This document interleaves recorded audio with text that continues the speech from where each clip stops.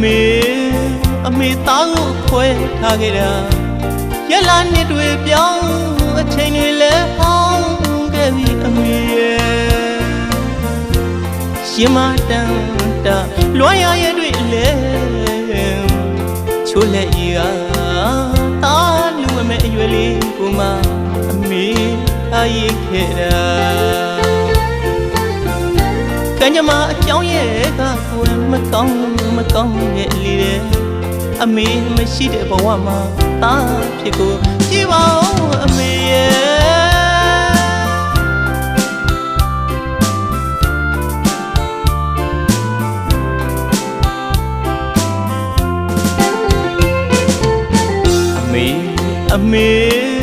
အမေသားကိုခွဲထားခဲ့တာ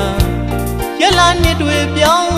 အချိန်တွေလည်းဟောင်းခဲ့ပြီအမေရဲ့ရှင်မတန်တာလွမ်းရရဲ့တွေလည်းချိုးလက်ရည်ကတာလူမမဲ့အရွယ်လေးကိုမှအမေထားရခဲ့တာကံကြမ္မာအကြောင်းရဲ့ကကိုယ်မကောင်းရဲ့လေတဲ့အမေမရှိတဲ့ဘဝမှာတာဖြစ်ကိုကြည်ပါဦး